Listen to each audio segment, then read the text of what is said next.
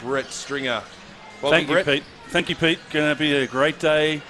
The NBL back in the suburbs, mate. It's fantastic to see. Yeah, absolutely sensational opportunity here for the Kilsyth locals to witness some NBL action, to enjoy the opportunity of being up close and personal with some of the superstars of the NBL.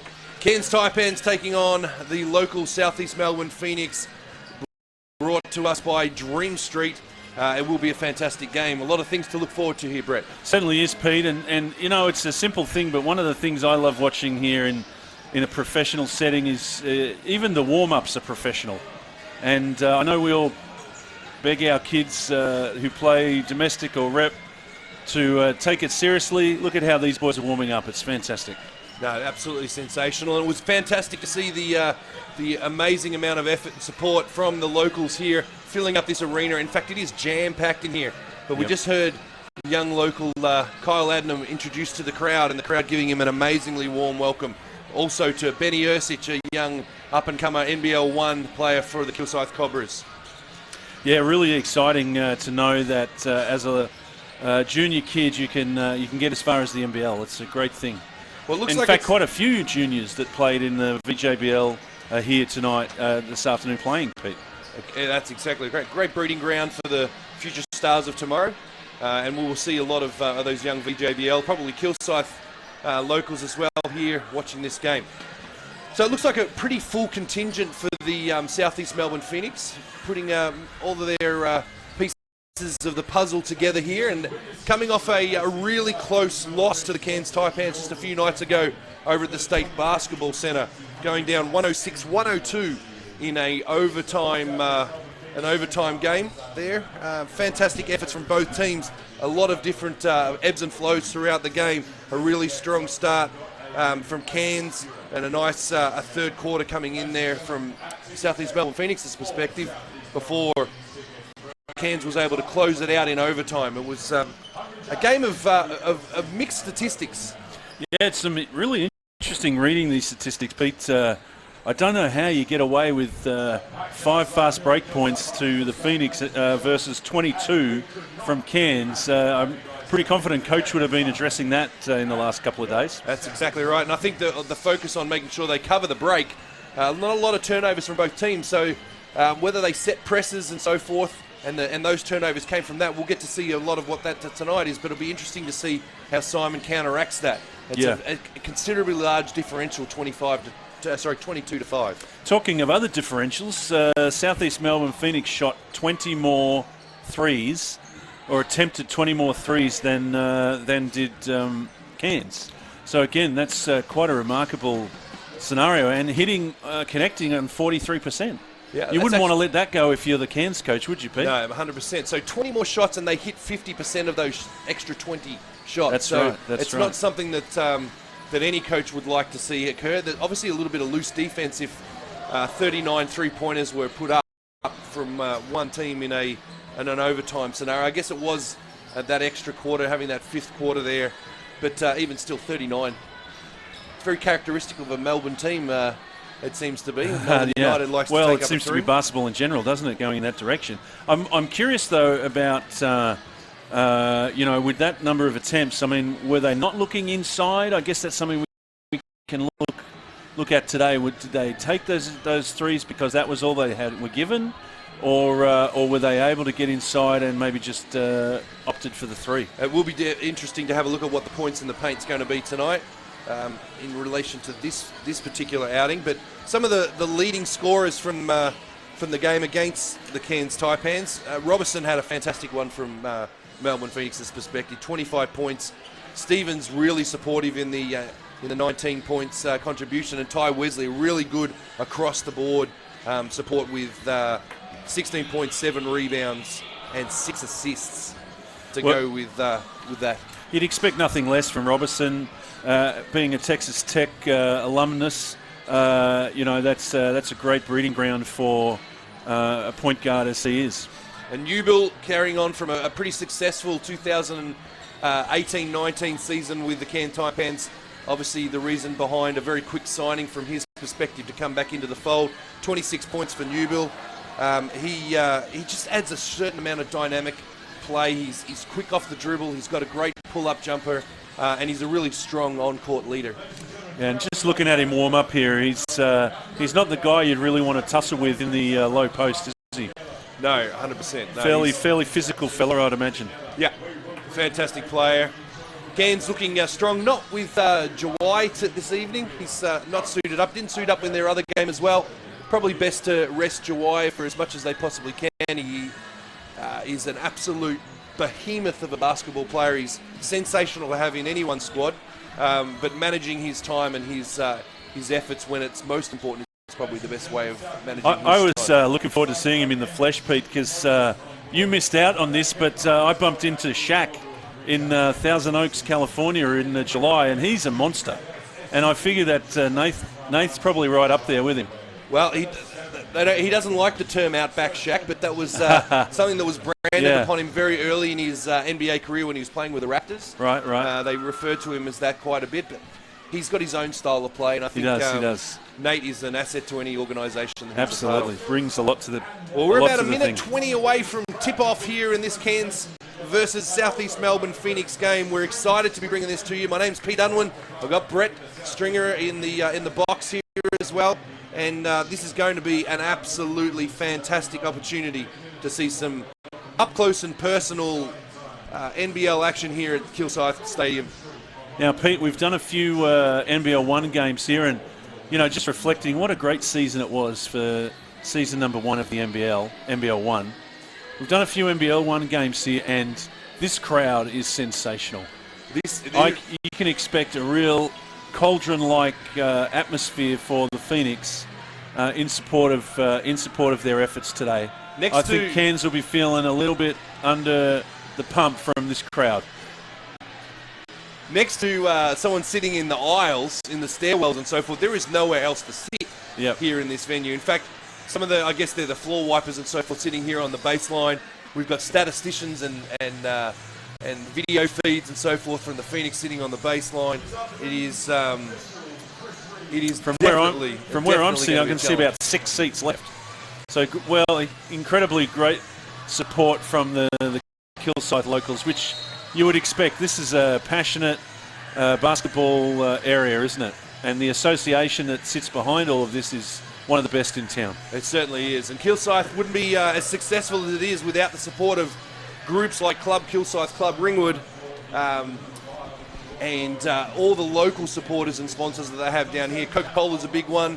I know that we have a lot of junior clubs that put back into this. SCBC Saints, the Maroondah Magic, Crossover, Mount Evelyn Meteors.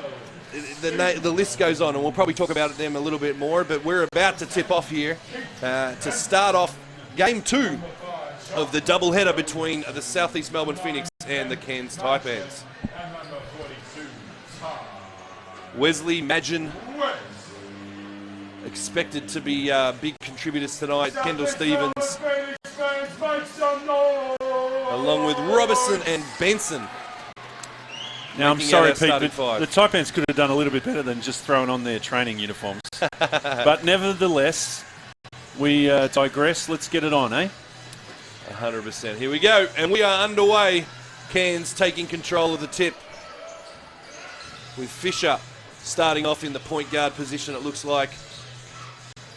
Getting the ball into Oliver. Oliver back out to Fisher again.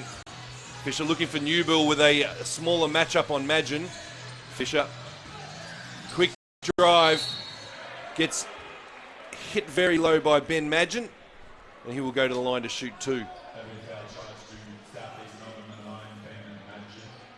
It will be interesting to see how both teams gel. Obviously, Southeast Melbourne Phoenix have only had a handful of games to assimilate themselves with the type of play that they want to play this season, but they've had some good success, wins over Brisbane Bullets. You got to look at their roster, Pete. It looks pretty good. There's some extremely seasoned professionals out there. I mean, Ty Wesley, just in and of himself, that man has got so much experience under his belt now in Australian basketball and elsewhere. He certainly is an exceptional man, great ambassador of basketball. And we are 2-0, Fisher hitting both of those foul shots. So we've got Robertson off to Madgen, back to Robertson, nice handoff. Benson with a nice high pick. He's going in, and he has been slapped on the arm by Mr. Oliver.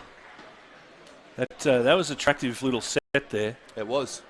Opened up really nicely off that screen and roll from Benson.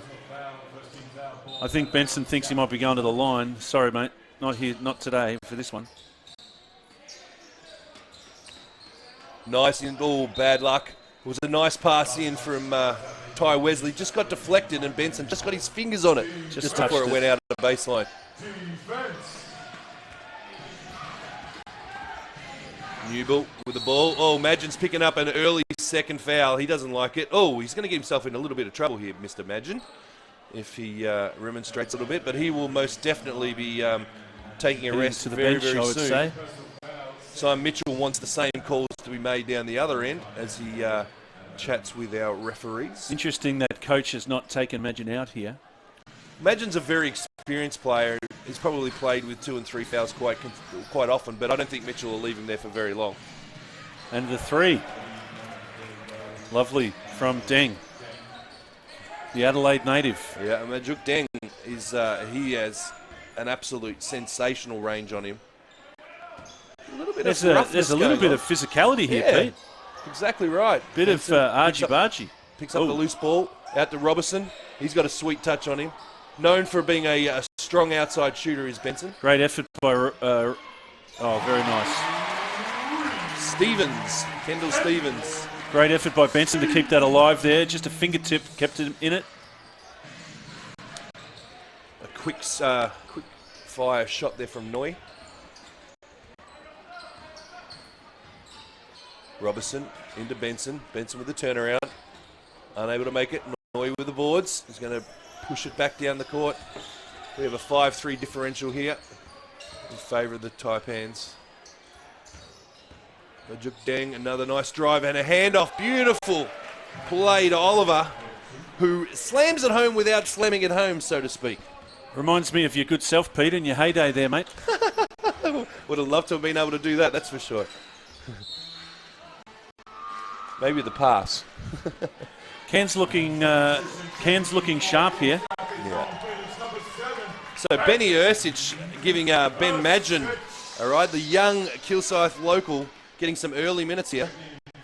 Well, we've seen him do some amazing things in the NBL 1, and I'm sure that he can translate it to the NBL. Just got to back himself, believe himself. Played some good minutes, had about 14 minutes in the loss against Cairns last week. Handy, couple of good points, a nice drive and dish there to Benson. Yeah. Benson with a And foul one. going to the line. He hits the first. Had a lovely head of steam there on the roll. That's clearly going to be a major part of their strategy here.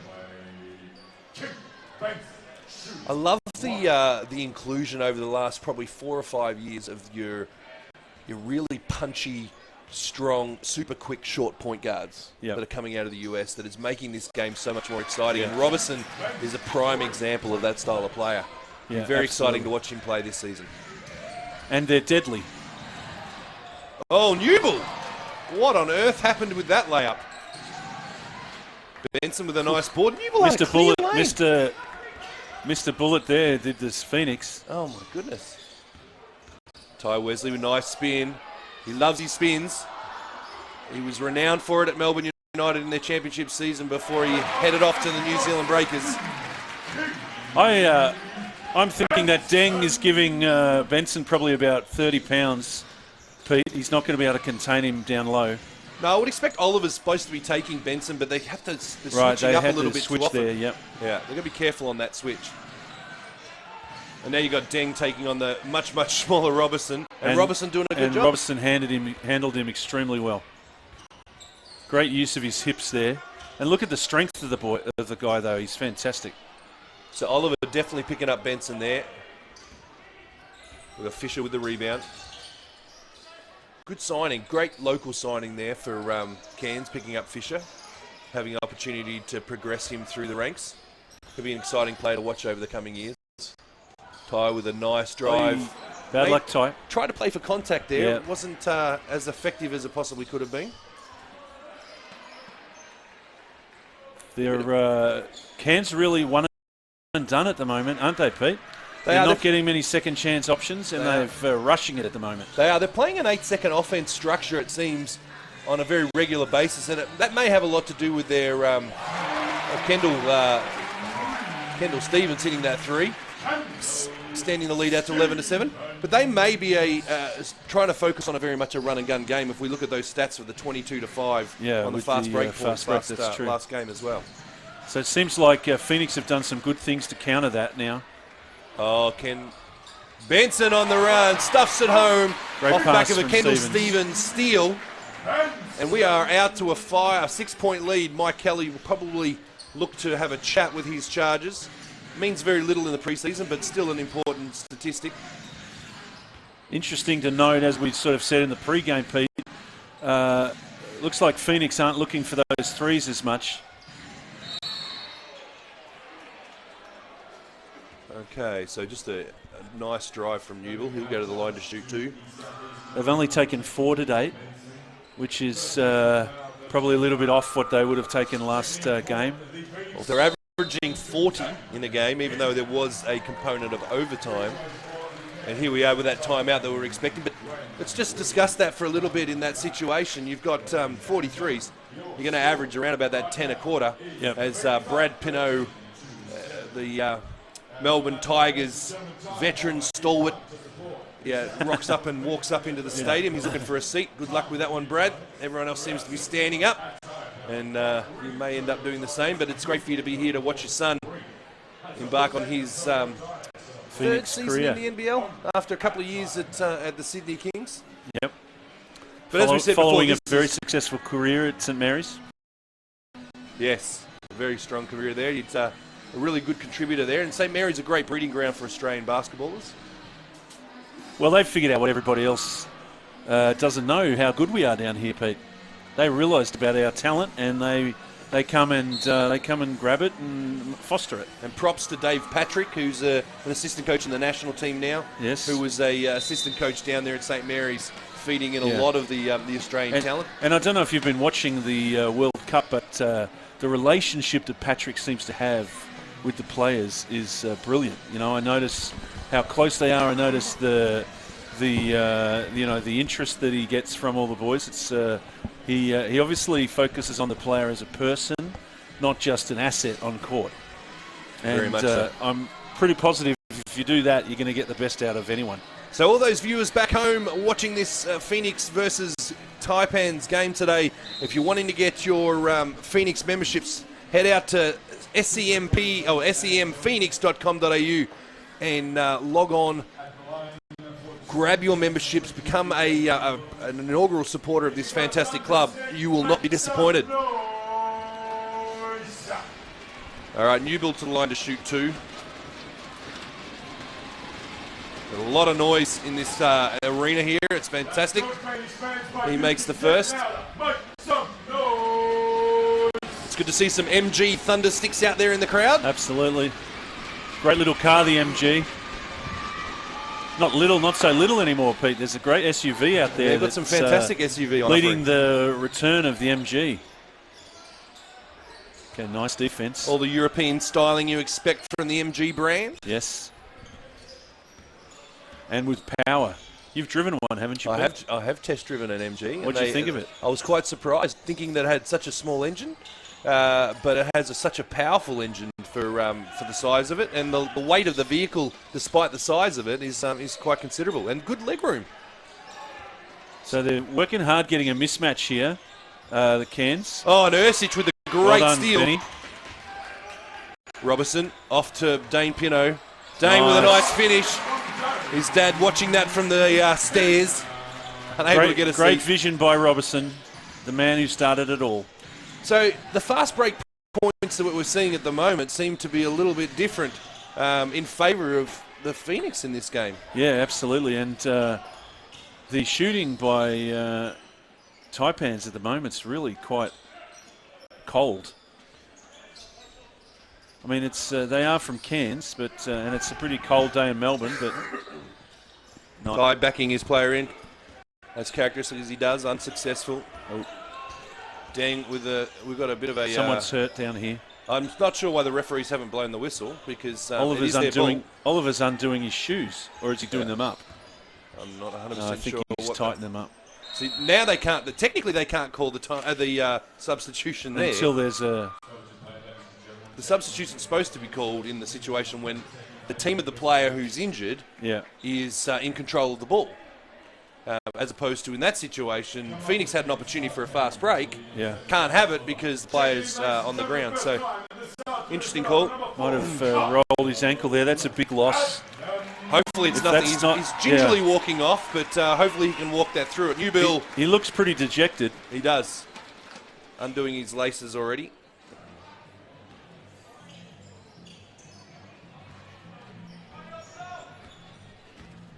All right, Kyle Adnam has entered the game.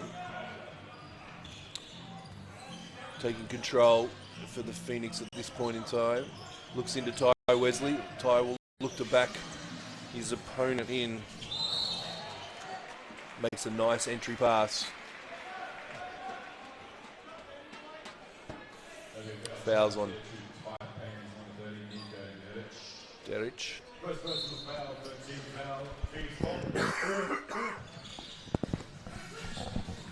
Apologise to everyone back home if you cop a little bit of coughing from me in this game. A little bit under the weather. Nice entry from Kyle into Dane Pino, out to Robertson for a quick 3. His release is quick. Yeah. That is a quick release. Yeah, that's a lovely find again by the Phoenix. Throws up an air ball, unfortunately, from 3. And our trusty scoring is taking a little bit of time to update. It's 18-9. Pino with another 2. And we have an 11-point lead to the locals, the Dream Street Southeast Melbourne Phoenix. Some great ball movement going on. As opposed to Cairns, who seem to be taking ill-advised shots at this point. And missing stuff they need to be making. Wesley with a handy rebound. Kyle back in it again. This is a coach killer from the Taipans at the moment. Yeah, Mike will be frustrated with this.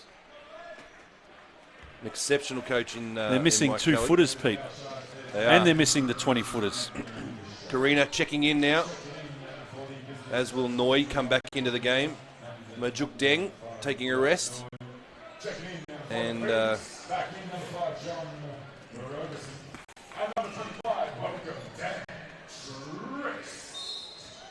Trist's getting his first minutes for the Phoenix today. He's out on the 3. Hand off to Robertson. Robertson, looks to make a tricky pass into Pino. It gets taken away from him.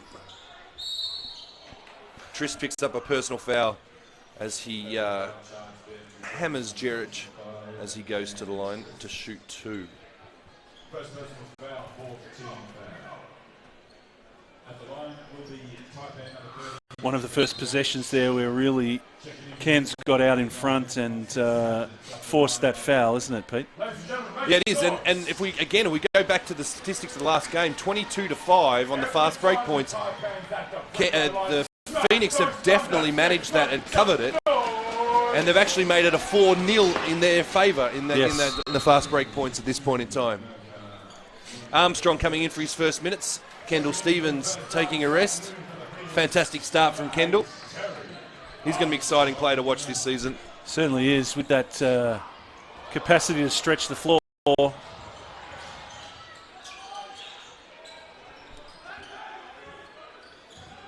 Bit of excitement there. Yeah, Armstrong with a around the backs dribble.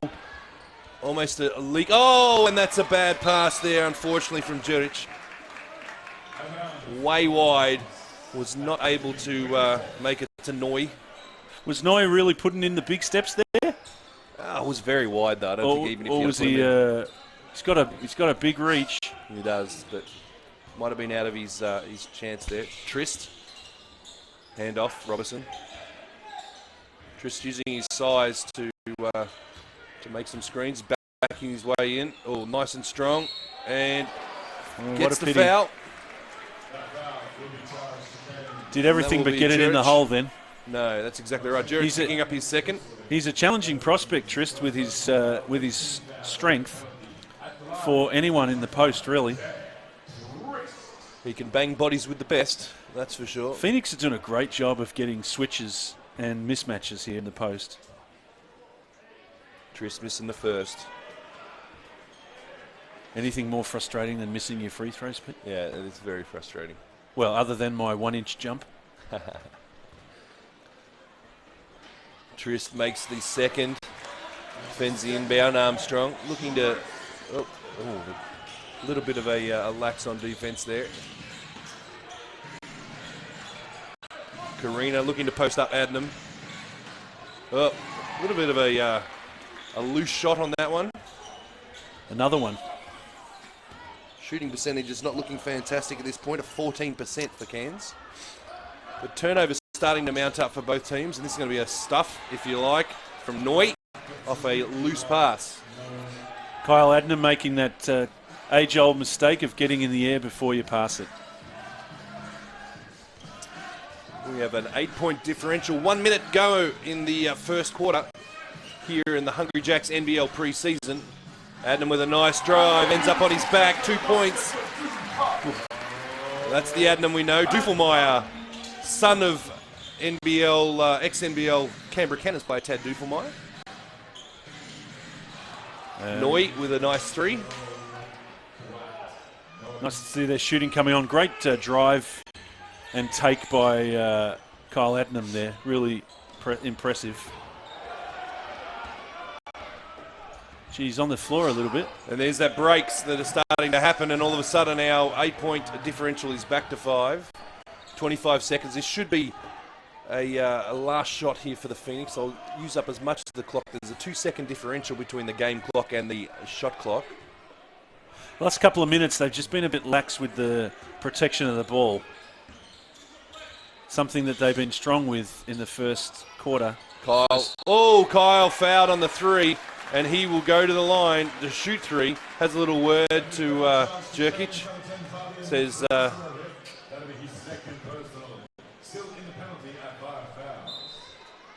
nothing better than getting 3 shots, Pete, in the penalty. Especially when I mispronounce the player's name.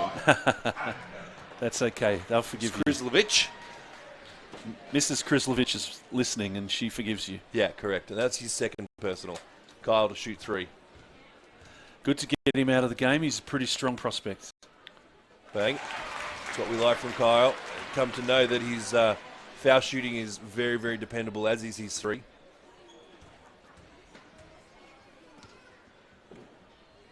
And no one loves a Kyle Adnam foul shot more than a Kilsyth local crowd down here at the Hugh McMenamin Court, commonly known as K1. We have 5 seconds left on the clock when this play. So focus now is no score, Pete, if you're no Phoenix. Score, no foul. Correct. Oh, almost got the travel out of...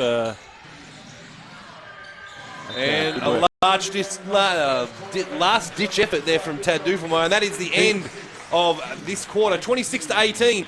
Duffelmeyer's brought a great level of energy to Cairns. They played lackluster basketball in that first quarter, and they're only 8 down. Well, if we look at the leaders for the game for the first quarter, Stephen's been fantastic with 9 points for Kilsyth, for South East Melbourne Phoenix, supported by Benson with 7, Pino with 4, and Kyle Adnam with 5 off the back of those last 3 free throws. But Noi really the only one showing a super amount of personal ability to make the points roll over with 7 points there for Cairns. Yeah, and the supporting those scorers, though, has been Robertson, who's been sublime in the point guard position. Even though his stats don't necessarily reflect it, he's just had control of the game in the half court, and it's looked really impressive. Yeah, Robertson's actually hit a nice 3 as well. I'm not sure what the statistics are not showing us everything that's going on in that regard. But we certainly, you know, Benson is an irresistible prospect in terms of running your offense, and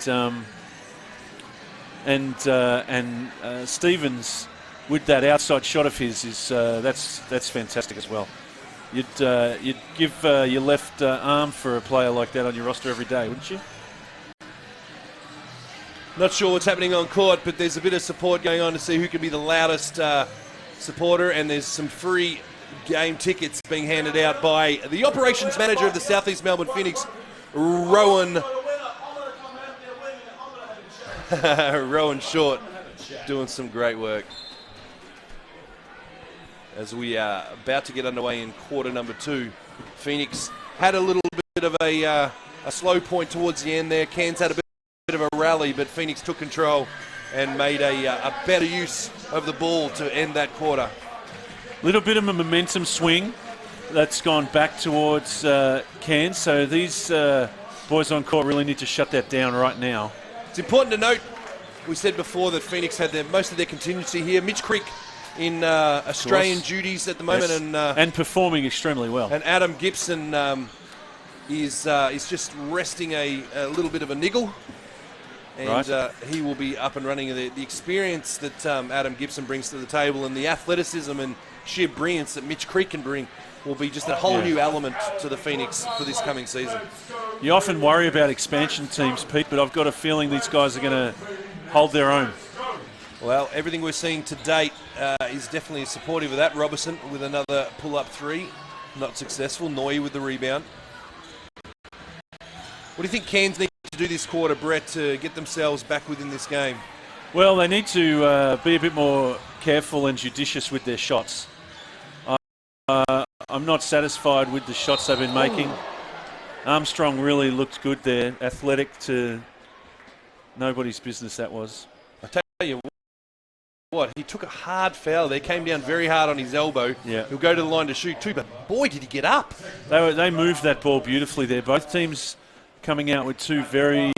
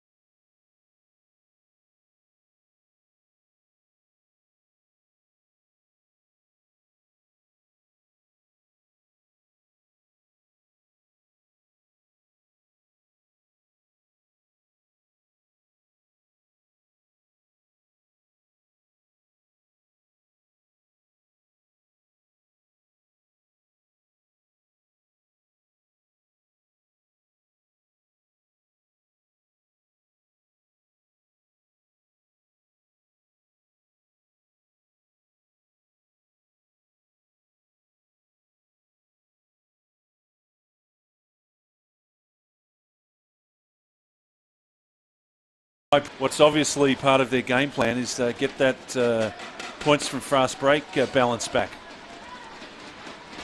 Makes the first.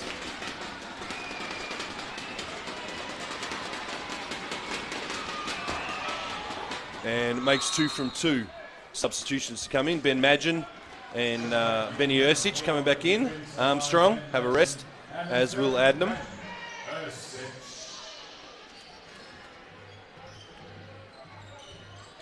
As long as Mr. Madgen can stay out of foul trouble early in this quarter, we'll get to see his brilliance. Robertson hits his second basket, although our scoring does say that's his first points of the game, but that is his 5th point. Hitting a nice deep corner 3. Ursic, good hustle on Majuk Deng. Deng's going to take him down the line.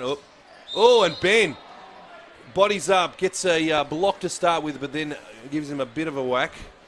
He's going to cop that personal foul. That will be Ben Ursic. Just that hand check on the body there, Pete. Correct. Was what he undid him. Looked great up until.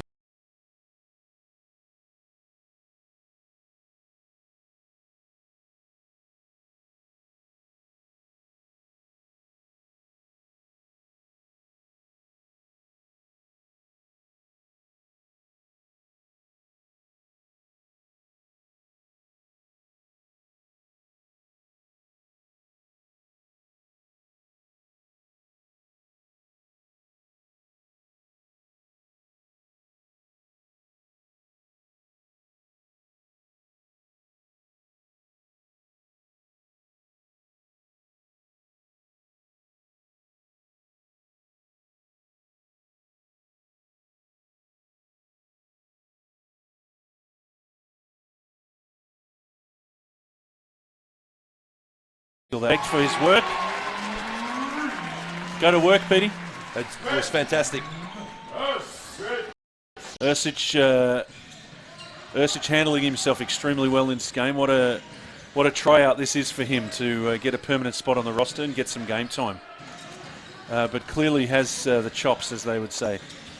Duffelmeyer trying to go to work now, and Oliver takes a lovely drive to the ring. Good defense by Pino, but just not quite there.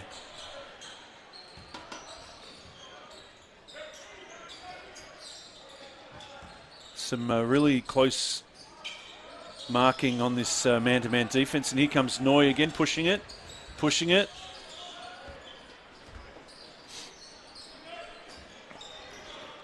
Good to see Oliver back in. Strong man. Obviously that little tweak wasn't too bad for his ankle. And we've had about, we've got a pretty decent run on here with Cairns. Up to 26, only down by 7. The 5 on the court for the Phoenix right now just doesn't look like it's got the offensive power. Not as quick as what we've seen. Robertson but taking a nice baseline drive. Great hesitation by Robertson. And as expected, Ty Wesley not sitting for too long. Benson back in will provide some much needed rim protection. Trist and Pino to sit down. I like the colours and I like the uniform, the Phoenix. It's their, it's kind of an ash grey, black type colour with their rising green. It's fantastic colours. Well, you and I both value aesthetics, Pete, and you'd have to say they look as good as any going around. And the Phoenix logo itself isn't a bad, it's a pretty nice thing. Lovely bump. And just when you think, same as what happened in the first quarter, Cairns gets a run on, Phoenix then consolidate, and we're back out to an 11-point lead. Well, they've got their stars back on, number 1, and number 2, just supreme professionalism by Ty Wesley there. Majuk Deng, that bump on the cut. Easy 2.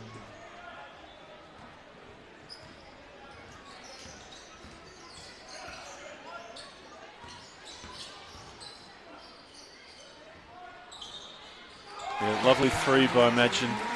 But set up again by Ty Wesley. Fantastic contribution. You know, you think about some of the things you teach your juniors, Pete, and one of the things you want always is how they move without the ball. It's really critical, isn't it? And Ty Wesley just Just look at the way he moves here without the ball. Spectacular. Yeah, he's fantastic to watch.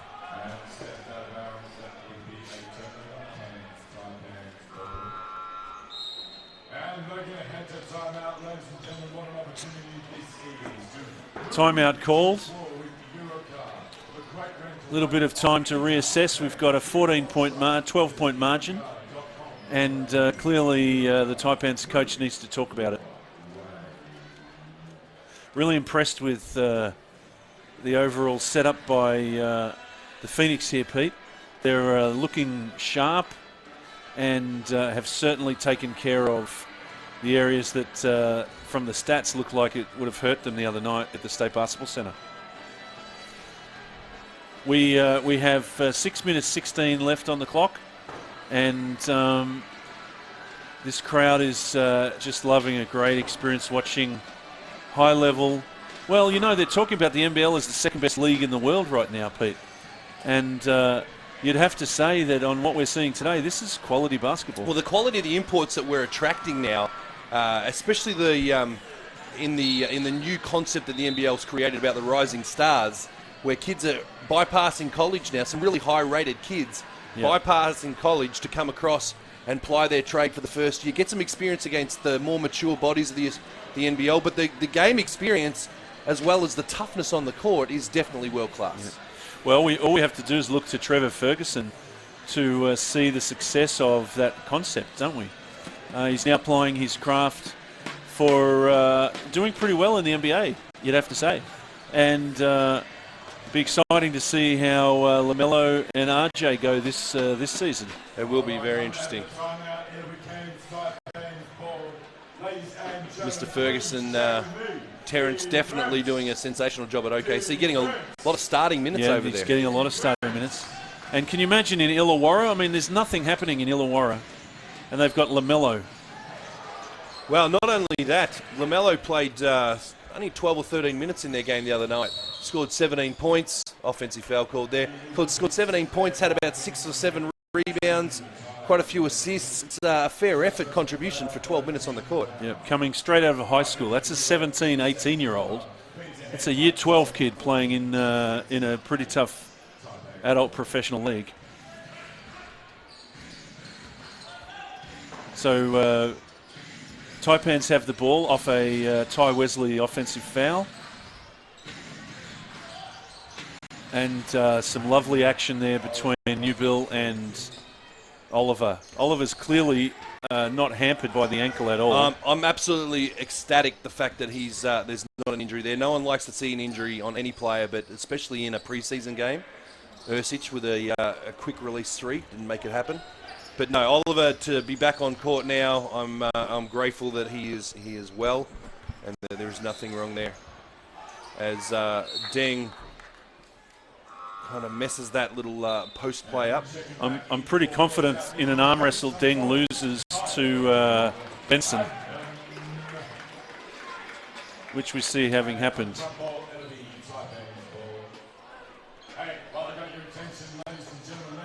So Cameron Oliver is a University of Nevada, Reno alumni from the Wolfpack there, along with Kendall Stevens in this game. So great to see a couple of boys from a great university like Nevada. I love the way Noi plays.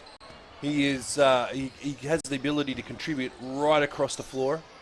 Ty getting whacked a few times there from a Juk Deng. He's going to set a pick. Passes that ball off and hustles to get the high screen.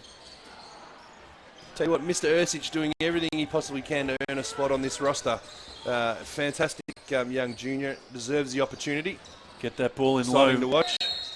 Oliver with the great drive, slams into the glass. Benson will pick up his... Oliver's come out with real enthusiasm in this second stint on court, and he is playing high level. He certainly is.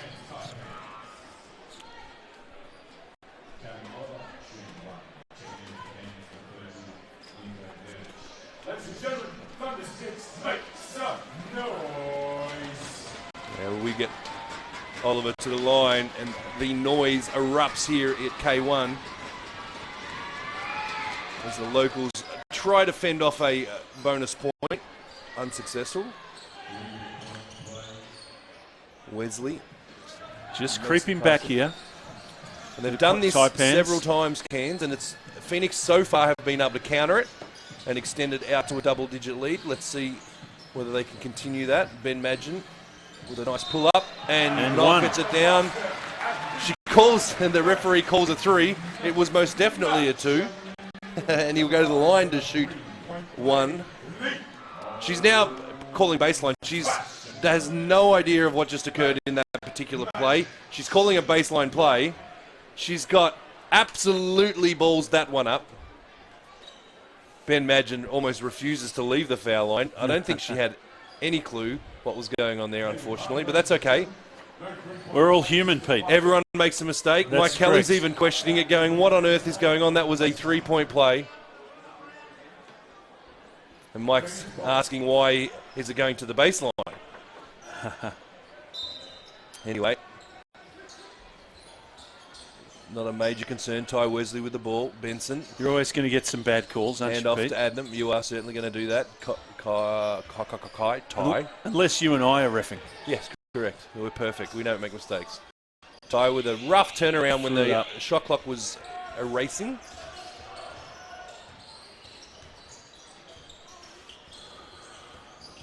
Newbill hasn't really stamped his authority in this game yet. Noy certainly has. Excellent fake pass there by Newbill to create that opportunity for Noy. Man, Noy's exciting, Pete. He certainly is. He is fun to watch. He's got an energy level and an effort that is really rewarding him. He's out hustling his teammates. Benson with an important rebound. And, Real tough shot by Benson. Good on him. That's great. He got whacked a few times there in the post. Coach Kelly's going to want Newbill to be a little bit more assertive here. He's got a younger, less experienced Kyle Adnam, who's an exceptional defender. Oh, and he's travelled about 8 times there. Noy turns around. Madgen with a great rebound. Fantastic family, the Madgen family. Tess Madgen, a great Opals player of past and WNBL player. Madgen unable to make that. Got a younger brother playing Collingwood. Fantastic effort this week to make it through to the preliminary final was Collingwood. I guess we can't... yeah. Yeah, it's a great effort by the Pies. They played really well. I think they're a real chance, Pete. Well, I'll tell you what, Richmond's efforts last night were... Yeah, that's it'd be great to see Richmond and Collingwood in the final, wouldn't it? I'd hate to see it. Yeah, I'd love to see it. Lovely 3 there by Krislovich if we get back to the basketball, where we can at least agree on something. Great defense by Noy. Adnam gets it over with about a second to go. Ty. Tough ruck. He hasn't had a lot to He's put up a lot of rush stuff lately. Again, I think Krislovich could have run the lane there a little bit better. Sort of pulled back. He's looking for that 3. Madgen's letting the roughness of this game frustrate him a little bit. And the rest are letting a lot go. Good effort by Benson. Great second effort.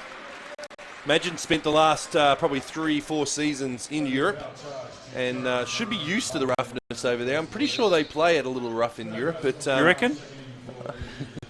They seem to in the... Although the Lithuanians had a lot to say about how the Australians played against them the other night. The coach... Well, I don't know. Complaining about the fact that he thought he was playing against a rugby team. A rugby team is how he described it. Yeah. Did you see the wambulance come for that coach to pick him up after the press conference? Yeah, he did have a bit of a sook. No question about it. Benson with a... But could be like Collingwood supporters after the game against Richmond. No, there's no ambulance required for any Collingwood supporters. Okay. If we recall back to the last preliminary final that Collingwood played, it just happened to be against Richmond, and it was a blowout. That's right, it was. Yeah. The only ambulance used then was probably my in-laws. Well, you certainly needed an ambulance after the choke in the grand final. Yes, we certainly did. Although needed some oxygen after after that. I think all Collingwood supporters were just happy to be there, to be part of it. Going back to the basketball, really poor defensive breakdown and communication by Phoenix, but they're not punished for it. So dodged a bit of a bullet there. Benson goes to work. There's a foul there. A little bit of a finger roll flick baby hook. Yeah, Krislovich got him right on the wrist. Maybe the wrist is part of the ball now. Great effort, Benson. Benson gets it back. I have to say, I think Keith Benson is going to be a major defensive option for the South East Melbourne Phoenix. He's certainly been lauded as a defensive specialist, and the height and the size of the man supports that extremely. So it's back to a 4-point margin. It is. And while we've been prattling on about the footy, this Cairns unit has really brought it back close. Trist. Got a bit of Trist loses it, unfortunately. We have a bit of a disparity here, and an easy bucket. Oh, and Magin picks up his third foul. Krislovic. Is that who that is? No. Blagojevich. Hey? However you say it. Blagojevich. Blagojevich. Come Makes on, a easy 2 and cuts the margin to 2. Magin picks up his third. So a lot of damage being done in that one little sequence. Timeout to the Phoenix. Yeah, a lot to talk about there. They've blown a 12-point lead in this quarter to bring it back to 2. All credit to Cairns Taipans. They've done a fantastic job defensively to shut down the perimeter components of the Phoenix's game. We're just going to have a quick look at the way in which the statistics fare at this point in time, just prior to halftime. Yeah, so our fast break points are only 6 to 8 in favour of the Taipans. So Phoenix has done a great job in reducing. We're coming to half time. That's close to a 20% reduction. The only problem with that, though, is that they've allowed Phoenix with 8 points this quarter on fast break. Yeah, that's right. So it's starting to trend back towards that situation. So they're going to have to stem that. Yep. And it all comes from the defence. The strong defensive efforts that Cairns have been showing down in the Phoenix key has been leading to these fast break opportunities. The Phoenix have made some poor choices in shots in just recent times. I noticed that Robertson's having a spell, which may have been his first break for the game. I guess everyone's human, right? But I feel like they need him back on the court to really control the ball, and here he comes now. I'm not sure if some of those other guys currently on the floor were really up to the management of the game as to the level that he was. That nuggety physique of his is really the archetypal point guard. Yeah, well, it's certainly a, we look at the Casper Wares, the Jerome Randall, those type of players that who are super quick, super short, super effective. Robertson adds a little bit more nuggetiness to that as well. We're still adding the same speed and ability across the board. And the execution is magnificent. I noticed Kendall Stevens hasn't played much of a part in this quarter. He's got his tracksuit on at this point in time, so it'd be interesting to see what that means and whether or not Coach he's just putting it on early for the halftime break. Trist with a big 3. Oh, Dane, turn around and take a shot, young man. Didn't realise there was very little defence behind him, but they're holding it back for the last shot. Yeah, it was a tough shot by Kyle there. Real tough shot. So 1.4 seconds on the clock. 2-point game. 2-point game to go in at halftime here. It's interesting to note that the field goal percentage for Cairns for the most part of that first quarter was about 17%. They've now increased that to 42% with probably some smarter shooting and a lot more fast breaks, which helps in that situation as well. So that ends the first half here at the Hungry Jacks NBL preseason game between the Southeast Melbourne Phoenix and the CQ University Cairns Taipans. 45-43, a fantastic, nice, close encounter with a lot of ebbs and flows in that particular quarter, Brett. But we have a 15-minute half-time break here that will be very interesting to see how each coach counteracts what's occurred in the first half. Well, clearly Taipans go in with great momentum here. They've essentially erased up to what was at one point I think about a 14-point deficit, which is a great effort on their behalf. Some of those Taipan stars that sort of came to play in that second quarter are guys we would have thought would have done the job in the first quarter, just weren't quite there mentally, were they? No, they certainly weren't. It's a little bit of work to be done there in that situation. But in terms of the statistical leaders and where they're all sitting, Noi is leading the points tally, and you'd have to say that after, on reflection, he was a great performer for them in that second quarter, as was Oliver, who's on equal number of points in 11, really off about 5-6 minutes of play. He didn't get a lot of time on the court due to the sort of injury that he had, but a great effort. He certainly brought it to the table the moment he got out there. He just went hammer and tong to make up for those minutes that he lost whilst recovering from that little bit of a tweak of his ankle. It was just that energy, Pete. It's something we noticed when we took our junior teams to the US and played tours there, wasn't it? That our American opponents were full tilt all the time, as opposed to sometimes our guys wanting to have a little bit of a breather as they brought the ball up the court. These guys, the Cairns unit is really just pushing the envelope at every moment they can. It certainly is. And if you think about the fact that there is 12 rostered spots on an NBL program, 3 of which are allocated to the imports or the international players, if you like, they're really working hard to consolidate a career out here in Australia. And we've got some real career imports that have spent quite a bit of time here, that to the likes of a Bryce Cotton, for example, who's even gone down the citizenship path with a desire to play for Australia down the track. Now, that is a superstar player that Perth Wildcats have cultivated over there, and the lifestyle and the opportunity to play within a country as wonderful as Australia is certainly a highlight for all of our internationals that come into this league. Well, and why wouldn't it be? I mean, forget not just the... look at the climate for one. Here's you and I thinking that this is a cold winter, and we hosted some pretty big names from the US recently during that Team USA visit from the AAU, which is a massive junior sport organisation in the US. They're from Cleveland, Ohio, home of LeBron James, or almost the home of LeBron James. And they thought it was like a beautiful spring day, and it was 12 degrees. It certainly was. In Melbourne. They got off the plane in almost in shirt sleeves. And you and I are like we're in the Antarctic. Yeah, exactly right. So who wouldn't love that if you've come from an area, and many of the areas in the US are this type, where you're shivering through 6 months of frigid temperatures in winter.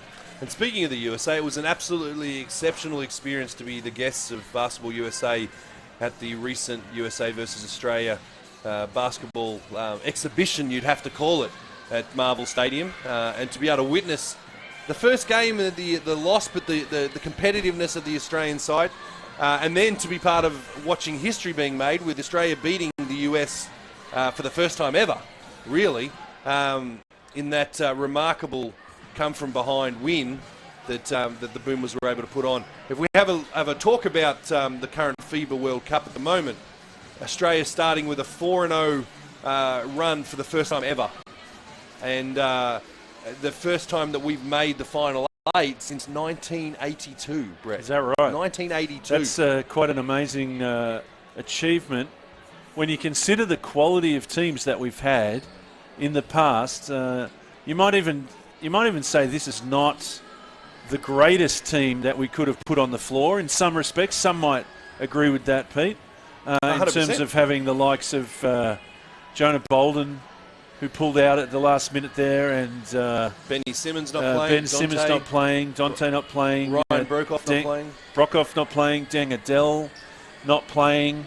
Thon Maker not playing. And we're really taking it to them. We're really taking it to them. Although I must say, I fear the Serbians, which is a general comment, because I fear Serbians in general, because I played with against a lot of Serbians, and they're such good players.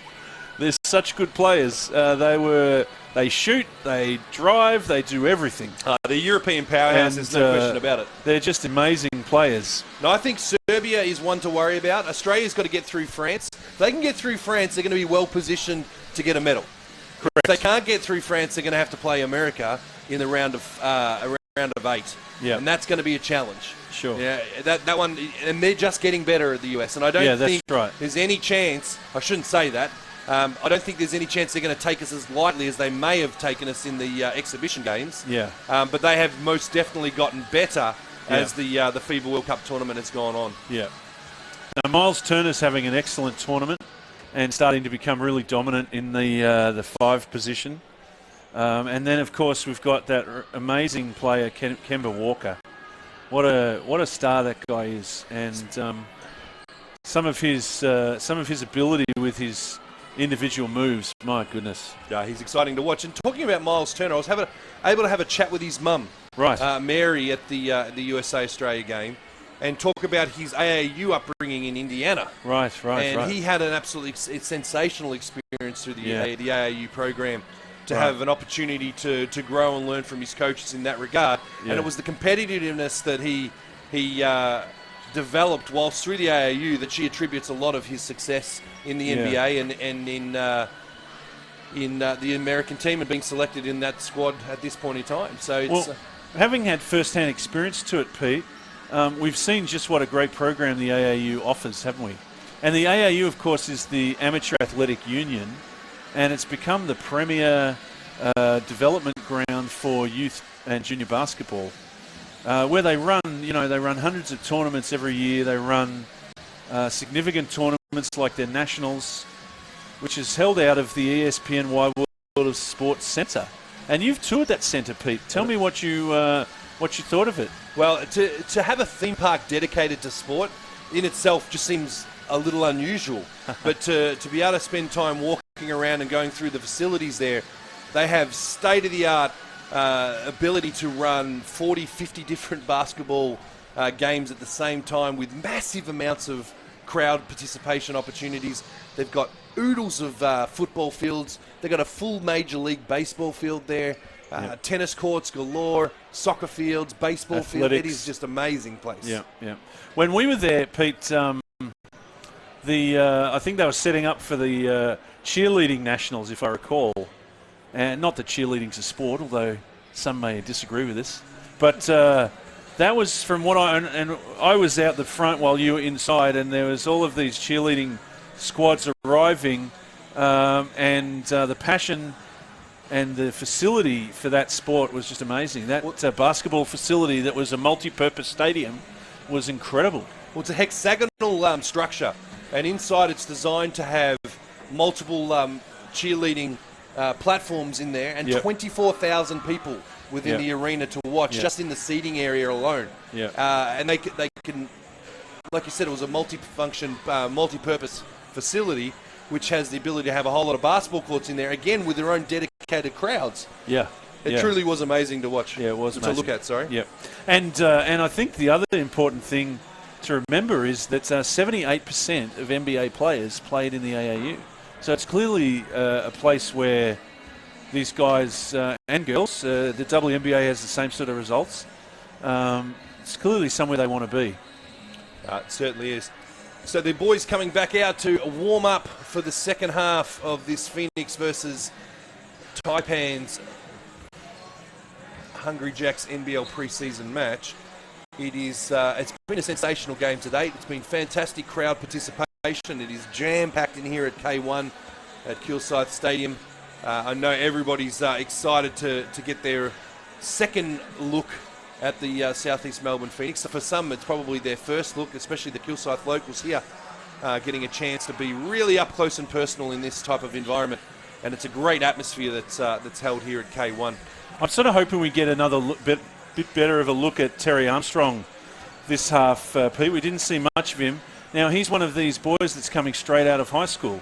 He's just completed, he's a Flint, Michigan native. Think they're the Flint Tropics folks from semi-pro fame. And he's come straight from high school and foregone an offer from Arizona for D1 basketball to come and play for the Southeast Melbourne Phoenix. That's exciting. Another young future stars opportunity here for this young fellow who only just turned 19 3 or 4 months ago in July. He's going to be an excitement machine. We've already seen a few glimpses of his athleticism here today, and I know from being an avid NBL fan that that type of athleticism is not going to go unnoticed by the fans. Yeah, for sure. And let's hope it is a great platform for him to get to the pros in the sense of the NBA. Because, I mean, that's what all these guys here want, isn't it? They want to get to the NBA. They have never given up on their dream. And that's what you need with a dream. You just can't ever give up on it. And, of course, every guy that makes it to the NBA from here only says volumes for the NBL, doesn't it? It certainly does. And the NBL, Larry Kesselman and his team in there, Jeremy Liga and so forth, have done an absolutely phenomenal job over the past 3 or 4 years in creating what is the second best league in the world at this point in time. Certainly, from a game day experience perspective, it would probably be challenging, if not, and we've been to a few NBA games, but I would say that it would be on par, if not a little better at times, than some of the NBA organisations when it comes to game day experience. Yeah. Look, you're probably right. My experience is limited to a Clippers game that we at the Staples Center, and that was a great experience. And it was Brandon Griffin's first game back at the Staples Center since his departure to Detroit. So there's a great atmosphere, but I really like the product we get in the NBL. Well, it's certainly become all about the fans. There's no question about it. So you had a little bit to do with that, Pete, in terms of the development of. You had a little bit to do with that in terms of the enhancing of the game day experience. What was the thinking behind that? Well, what we wanted to create, this was back in Melbourne United days when we switched the name from Melbourne Tigers to Melbourne United. We wanted to make sure that the basketball game itself was only 20% of the overall experience that a fan had when they came to the game. So that win, lose or draw, whatever happened on the court, people walked away from a game and said, wow, that's a fantastic place to be. I want to spend more time in this type of environment. Yep. So bring it closer to the fans. And really, if you think of all sports in the world, this is the sport that you have the ability to be within a metre of the play. Yep. There is very little other sports around that have you that close all the time. Yep, that's right. And it really is an entertainment product. I mean, it's not just about sport. Well, that's what these NBL clubs have decided to do. They've created themselves as entertainment organisations as opposed to sporting clubs. And if they continue to manage themselves in that respect, then they will continue to get crowds walking through the doors in record numbers like they have over the last few years. And surely that the bums on seats factor and how that's grown has to be that's the proof of the pudding, right? 100%. Because you'd have to say that across the NBL, attendances are really exciting in terms of their growth. They certainly are. I want to say, just before we get underway in this second half, that I am so happy to see Ian Stacker back in an NBL program again. A fantastic assistant coach. He's a great head coach in his own right as well. But Simon Mitchell, very, very lucky to have the brains and the ability of someone like an Ian Stacker as his assistant coach coming into his first season as a head coach in the NBL. He certainly will be an amazing support. Fantastic family. I know my wife enjoys playing against his wife, Kate, down in the bullying competition on a Friday. But Ian Stacker doing a great job down at his basketball academy. Templestowe College. Yep. Just going blank there for a little bit. That's right. He's a wonderful junior coach as well, Pete. And that's not always. You don't always translate from a good head coach or a senior coach to a junior coach, because the key is to communicate. And I had a little bit to do with him when he was at Hunting Tower School with one of my kids, and just impressed at his ability to communicate to the kids. Fantastic ambassador of the game. He's worked with and worked for some of the best coaches in the world. Well, let's not forget his credentials. NBL championship coach, coached it wasn't a senior Australian team, but coached an Australian team to a gold medal with Sam McKinnon's boys. The Crocs. The Crocs. Yep. I was reaching for that one. Thank you. You're welcome. I was going to go Emus, but I think that's the girls' team, isn't it? Not 100% sure, but I don't know if I'd want to be called an Emu. All right, it's a 2-point game. Second half. Robertson with the ball off to Ty. They like to do a lot of handoffs off the top there. Benson setting a nice high pick. Out to back to Ty, back to Robertson. Really playing a two-man game here at the moment with Ty and Robertson. I've just been informed that Jaden Stevenson and Jack Madgen, who we mentioned before, the younger brother of Ben Madgen, who was actually an exceptional basketball player, played for Mount Gambier in the Siebel competition. Most of those footballers are great basketballers. Yeah. Well, Jaden Stevenson and Jack Madgen here watching the game today. Fantastic that we've got some amazing Collingwood support here. I've got to plug that much more. That looked like a pretty line ball call there on Benson. It's good defense. Contact lens may have popped out. I'm not sure what Mr. Yep, contact lens definitely popped out of Mr. Oliver.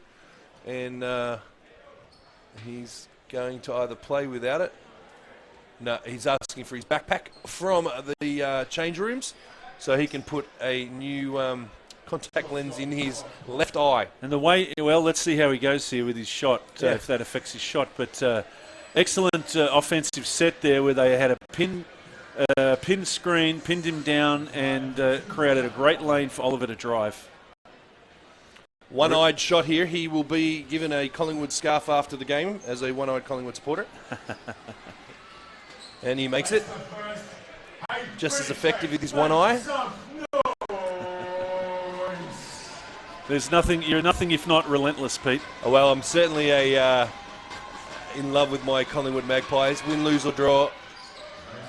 I love them. I'll always support them. 2 from 2 for Oliver there. We'll get back to basketball. How about that? You like to bring me back into that one? Look, I like Madgen's game so far. He's really brought a lot. Ty's not taking shots, which you'd normally think Ty might have taken that three-pointer there. He hasn't looked at any of his threes so far in this game. No, he hasn't. And we say that now, and he takes one. And there we go. That's called the commentator's curse, right? In reverse. Yeah. Well, we'll do that a little bit more often because we do love Ty. Here's Noy pushing the ball up the court again, and a beautiful, beautiful pop. It's going goal for goal so far here in this third quarter. You're still thinking footy, mate. 3 points. The difference. Ben Ercich getting some really good... I tell you what, Simon Mitchell is having a really good long look at Ben Ercich to make the decision on whether to offer him a development player spot or not. Benson with a nice 18-footer. I don't know if that's Benson's first thought to take that sort of elbow free throw line shot, but after that one that we just saw, it should be. Benson with a defensive rebound. Thanks, mate. Fisher really working hard on the defense here. Great recovery, got his own shot there. Another travel. Benson to Ercich to Madgen. Robertson's energy is amazing. Oh, he's so open in the corner. Oh, didn't quite find him early enough. He has to throw up a quick one. Benson gets a offensive board. Give him a second chance. And Ty drives into what should have been an earlier foul called. Mike Kelly's putting his hands up because he's asking why the block done by Noy was called a foul, but it wasn't called a foul, so it's okay. The old question asked by the defender who got the foul there is, I had my hand straight up, ref. I don't know why the refs don't look at that, Pete. It's a constant frustration. It is a constant frustration. So we're at a 5-point margin, and Ty makes the first. I would think by the end of his stint with Southeast Melbourne, and let's hope it's a long one, Pete, because he's a real quality human being, that the name Ty will be synonymous, will be loved in this part of the world. I think it already is loved, wouldn't you say, after his United time? Well, I had an opportunity to have a little bit to do with him, and he's an amazing individual. Lovely man and family man. He's a very good family man. He's a great role model for this Southeast Melbourne Phoenix. And Majuk Deng getting an offensive foul on Ben Ercich. Ben creating a little bit of angst for Majuk. He's not even going to turn around so he can't see his number. That was very, very funny. The ref waiting for him to turn so he stays side on to him. It's good, shows that both were having some fun with each other. Well, the key to good refs, good reffing, Pete, is communication, isn't it? And respect for both players, and a lovely, lovely extra pass. And Ty hits another three. Set him up. I'm pretty certain that someone's had a conversation with Mr. Wesley prior to at halftime and said, "Hey Ty, you're a big name. You're a bit of a marquee player within our organisation. Would you take a few shots, please?" And maybe they're listening to the feed, Pete. Well, so far he's scored 8 points in this quarter alone. His 8 points for the game. Nice work on the inside there by the Taipans. With Deng making an inside jumper. Oh, bad luck. Ooh, lucky to get away with that one there. Imagine a little bit of a loose pass to Ty, but deflected apparently from the Taipans. We're going to see Dane Pinot step into the game now. He's going to give Mr. Benson a rest. Benson, absolutely fantastic contributor. So how much of today do you think the coach is really thinking about winning? And how much is he looking at what? Let's look at my roster. I've got no Gibson. I've got no Creek. It's a real good chance to get a view of my boys. Well, I think the important thing to note from Phoenix's perspective is they're trying to generate a crowd support base. So the win's actually quite important for them. It means nothing in the grand scheme of anything, but we've got a membership booth out the front there that are trying to get members to be part of the Southeast Melbourne Phoenix. And in doing so, a win here today always creates excitement. Sure. So I would say Simon would prefer the win. It's not a do-or-die scenario, but it's certainly going to be valuable to them in regards to getting more supporters on board. So what you're saying is the coach has to be aware of the context of the team and the club in terms of its development and its growth in popularity. Correct. But if you have a look at his the way in which he's running his subs at the moment, I would expect in most of his games, Kai will get considerably more minutes than he's probably getting today. Right. Ben Ersic is playing for a development player spot, which means that he's only allowed a certain amount of games throughout the year that he's allowed to play in. So the likelihood of the structure of his roster at the moment being the way it is probably going to be very different. You then add in Mitch Creek and the experience of Adam Gibson. The balance of youth versus experience in this team is really, really structured. And I think that's a lot of what he's trying to do right now is get an understanding of who fits with who plays well with who, as is what Mike Kelly's doing with his Cairns Taipans. He's got a lot of new players within that roster. He's cleaned out a lot of the players from last season. If you have a look at who's missing, he's had some retire. He had the likes of Lucas Walker leave and is now signed with the Sydney Kings. There's a very big difference for both teams, and getting that gel right is important. Yeah. Well, look, so far so good on all accounts, really. He's seen what some of his fringe players have got. As we look at Ben Ersic defend Newbill. Very ably as well, by the way. And he's got a bit of excitement that he's generating in this target area of theirs, the southeast of Melbourne. Really the east, aren't we? And there's 3 for 3 from Ty. And Ty, all you have to do is slip me and Pete a check a little bit later. I think Simon Mitchell needs to send us the check. Yeah, okay. We make the call, and all of a sudden it's a 13-point lead from a 2-point lead, pretty much at the same time. Now, Ty Wesley has added 11 points this quarter. That's 11 correct. points, because this hasn't updated yet. Yep. All in this quarter, and this is the marquee style that we all know from Ty Wesley. Yeah. The scorers have given him a 2 for that, but I believe it was a 3.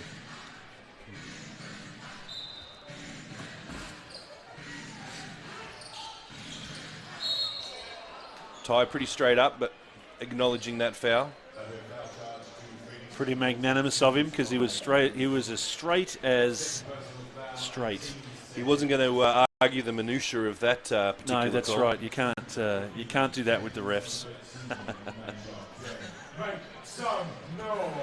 You love that word, Pete, minutiae. Oh, love it. It's one of your favourites. Yeah, it is now. It certainly is. I'm really pleased, though, that you're learning how to use it. Because knowing the word and using it in the right context, they're very different.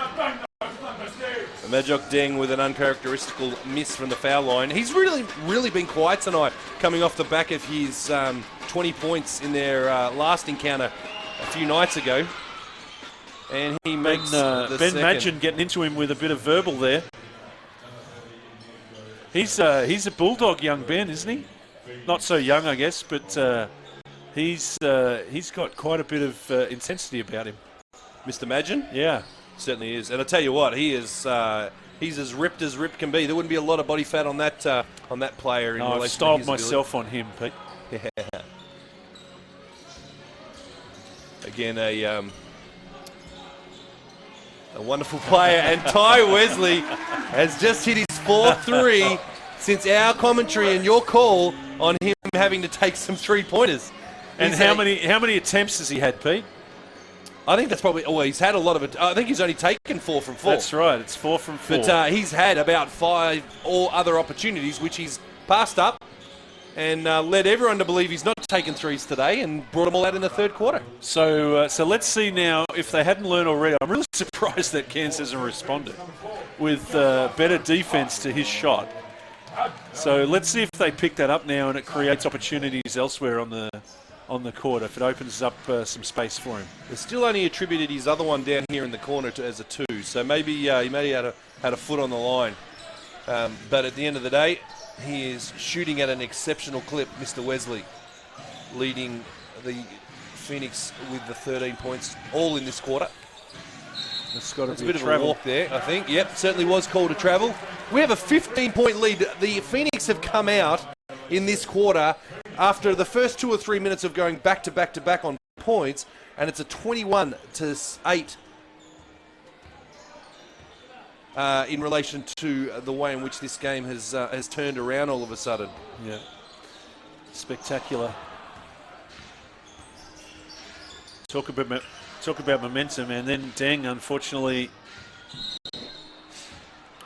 shells the. So the 3-point shooting for the Phoenix continue to be a big part of their game. 10 of 20, 50% from the 3-point line. And it's been distributed around really evenly across the players. But 4 of 13, unfortunately, for Cairns at 30%. We have a look at the fast break points. We're still at that 6 and 9 scenario. It's they've really managed that well. They have. They've certainly done in the first 5 minutes of this game to have a foul shot only come out of that. Ty Wesley with another 2 points off a Kyle Adnam assist. Ty's taking this game into his...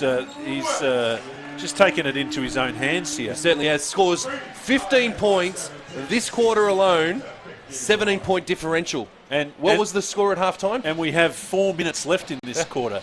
It's 17 points, 15 points. Yeah. So 2-point differential at halftime. Ty Wesley says, I'm going to score 15 points, fellas. Just jump on my back. We now have a 17-point differential. Yeah, it's what an effort. And again, it's set up by his own hard work. He works so hard off the ball that these opportunities get created. Lovely feed by Kyle Adnam, but it was a screen set by Ty. He rolled beautifully, and the result was an easy 2.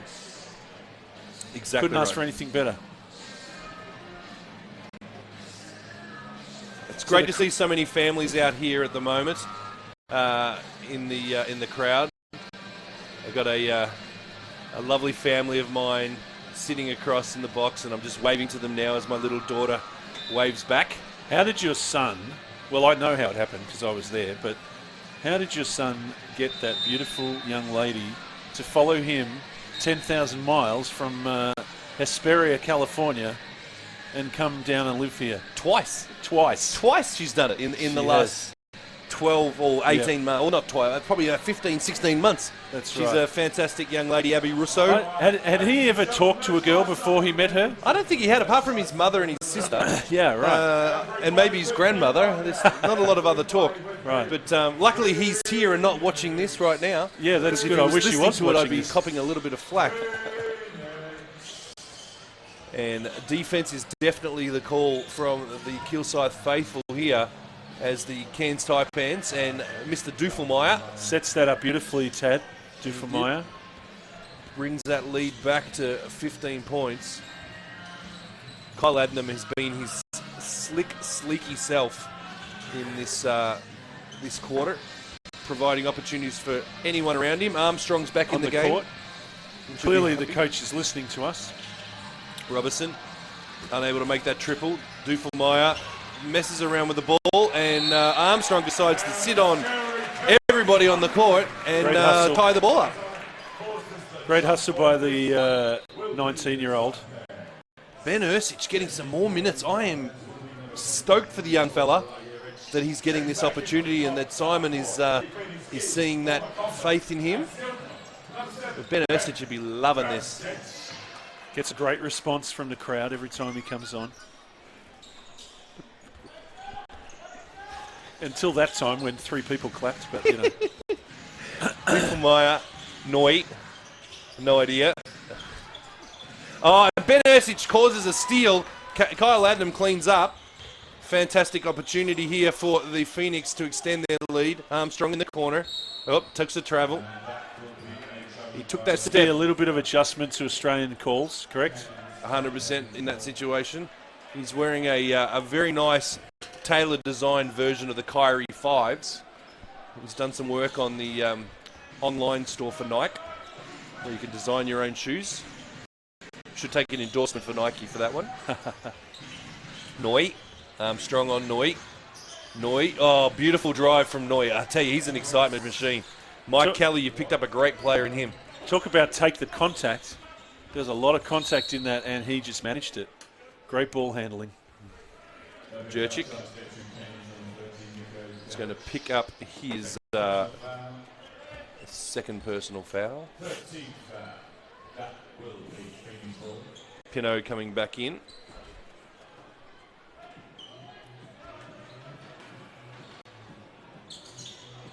Armstrong to re-enter the ball to Pinot. Pinot off to Ersic.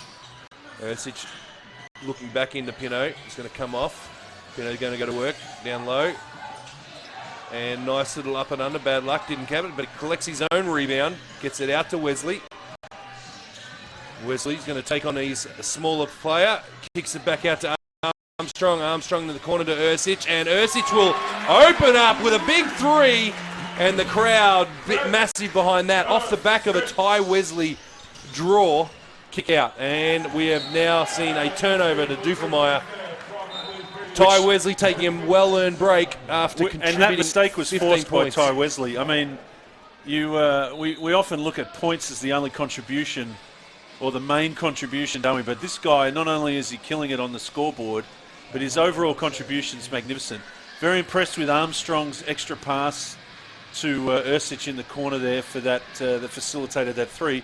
He could so easily have taken that. He had the space, he had the time, but Ersic was far more open than he was. So great effort by the young fella. I tell you, Ersic doing absolutely everything right to give himself an opportunity to be part of this. Kyle Adnam, great left-handed floating drive, draws the foul, will go to the line to shoot 2. Extend this 16-point lead with under 2 minutes left in this third quarter. Now he just kept enough space in that to make it harder for the defenders and to force them to foul him, didn't he? It was not an easy block. He had about a foot space. Great effort technically by Adnam there. Adnam rock solid from the line, as expected. I wonder if Brad found himself a seat. He's not standing where he was before. And it makes that 2 from 2. And we are back to an 18-point lead. Ben Ersic defending Dufelmeyer, doing it beautifully. Kyle.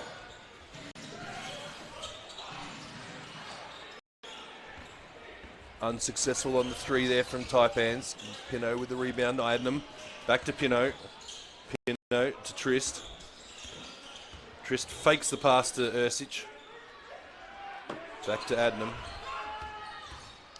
Adnam with 6 seconds left on the clock. Tries to find Pinot on the break, but unable. Cairns back on the drive. And your mate hits a 2 points. Blakevich. Blegovic. I'd like to see Dane Pinot get a bit more involved in the offense here, Pete. In terms of his scoring options, lovely move by Armstrong. Armstrong with some nice touch there. I don't know, he looks exciting to me. He does. He's just so smooth on his drive. We could see some excitement from him as he gets adjusted to the pros. He's got to also adjust to the style of game that is when you're playing against full-grown men. Coming out of high school, he's only played 16 and 17-year-old kids. That's right. You know, he's playing against some incredibly experienced players here in the Cairns Taipans, and he'll get a lot out of his training with the Phoenix. Such a fantastic program, the Rising Stars. All credit to Larry and his team. There's Dane doing some great work on offensive boards. Someone copped a knock to the head, I think. Yeah, he whacked his head on the floor there. Preseason is a tough customer, no doubt about it. But I really like the energy that's on the Phoenix court at the moment. They've really not given back much in terms of the scoreboard in these last few minutes, even though you could say that this is not the starting five. Well, it's obviously not the starting five, but they've got some guys that aren't experienced in the NBL. They've got Benosic striving for a position and doing a great job. Wouldn't you be thrilled if you were his family and watching this, Pete? You certainly would. At the way he's played today? 100%. The dream come true through this opportunity with this expansion team here in Melbourne. Fantastic thing for the NBL to have a ninth team. First time since the Gold Coast Blaze fell away, and Adnam, Kilsyth local, doing the same thing. And let's not underestimate the effort that it's going to take for the Phoenix to really challenge the work that United have done over the last 5 years. I mean, it's got to be one of the great success stories in Australian sport, is how United has transitioned from their days as the Tigers, which was a completely iconic brand, and really the United are so well established now. Well, what they've done is they've created an opportunity to have a fully supported second team in Melbourne to be introduced. Really, at the end of the day, normally you'd sit there and go, okay, well, as a business unit, I'd be worried about the fact that another team was going to come in and take some of my supporters away. But they've created such a fantastic brand for basketball that the 400,000 odd participants here in Victoria, especially from the junior ranks, there's plenty of them to share to create for the Phoenix in this situation. And today's turnout, although it is a much smaller stadium, but the State Basketball Centre was pretty jam-packed the other day as well. It's fantastic. And you look at them screaming here, you could throw out a bag of dirt with the Southeast Melbourne Phoenix brand on it, and everyone will be excited about it. So they're just wanting to get on board. Well, I'm sorry, they need to invest in a T-shirt cannon. I'm worried that guy there's going to throw his shoulder out. Well, that was Rowan Short, their GM of operations, getting down and dirty, throwing T-shirts into the crowd. And what a fantastic example he's setting for his organisation to be able to be part of that. And I'm looking down there as he returns back to stand next to his GM in Tommy Greer. Big smile on Tommy's face. He'd be loving everything he's seeing, both on and off the court, for the Phoenix. And young Ms. Garlop, Tommy Garlop's younger sister, who's their community manager, down there with a big smile on her face as well. And all credit to the United. And I don't want to harp on about the United, but their effort in terms of creating a community focus would have had a lot to do with their increased attendances. So the Phoenix have a lot of work to do. But if they put on a product like this, they're going to get there. They certainly will. He's assembled a really good team, Tommy, and all credit to him and his coaching staff with Simon Mitchell and Ian Stacker and so on. They really have put together a nice balance of players. Now, again, we're talking pre-season. There's a long way to go. NBL seasons are very long, and there's lots of opportunities for things to go right and wrong, but they're certainly doing everything right at this point in time. Yep. And we are getting underway. Final quarter, 20-point differential for the local Southeast Melbourne Phoenix proudly supported by Dream Street Financial, MG and GOAT, whatever GOAT stands for. But every single player on that team seems to be the greatest of all time for their club at this point in time. Well, it is what my wife calls me. A GOAT. The GOAT, yeah. Dan Trist, unable to make that point drop. Duffelmeyer to bring the ball back into play here for the Taipans. Oliver, who was a massive contributor in that second quarter, went a little bit quiet in the third, as did most of the Cairns Taipans. Well, that was a nice pull-up. Two-pointer. 22. 18 points now, the differential. Ben Erstich coming off a good Dane Pinot screen onto Trist. Trist with a handoff to Armstrong. Armstrong back to Pinot. Back to Armstrong.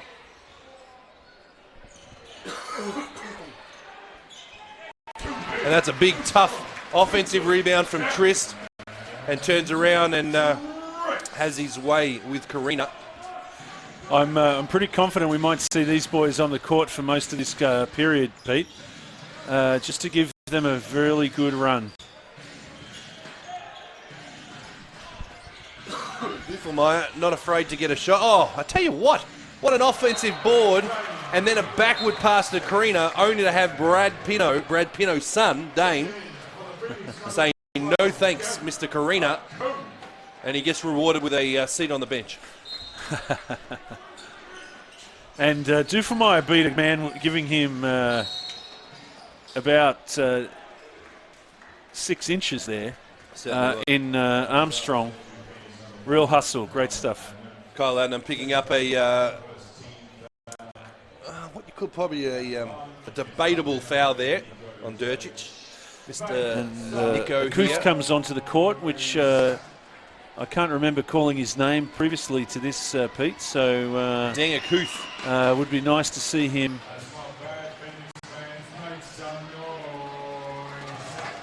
He's an exciting player, Mr. Akuth. His first minutes. Very, very tall, athletic young man. Duffelmeyer picks up an unnecessarily loose foul. Nothing even in play at that point in time. Still waiting for an inbound pass. But Deng Akuth spent some time with Sydney Kings last season. And the Miners. The dominant Miners from the NBL 1. All congratulations to Nuttawading Spectres, who won the inaugural NBL 1 championship. Incredibly coached by Mr. Dave Beer. Kyle with a nice little step back drive.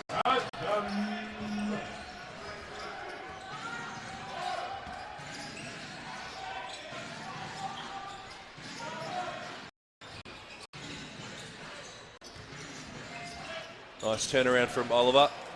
His first point since quarter number 2. Brings his tally up to 15. Tough shot, but effective. 18-point differential now. Trist. Hands off to Adnam. Adnam sets a nice pass across to Akuth. Akuth. Nice pass into Trist. Oliver says, "You've got to be kidding me. I'm going to slap the snot out of that one." And the ball goes out. Benny Ersic taking a rest. What a fantastic effort by the young man. I think he's done enough. Mr. Mitchell, give him a gig. It's given coach a lot to think about, Ersic's performance today. Oh, Trist with a fake there. Imagine with a turn off 3. Oh, it's been off the mark as Mr. Imagine, although he's contributed 11 points. Just bullocking his way through there, Duffelmeyer. Tell you what, Nico Durcic is really knocking those threes down. It's just quick nice release. Mechanics on his shot. And is Oliver hurt again? I think he's just... He's hurt by... swag off the court. Yeah, right, okay. 15 points, though. They've brought it back from 22-point differential. Phoenix want to be...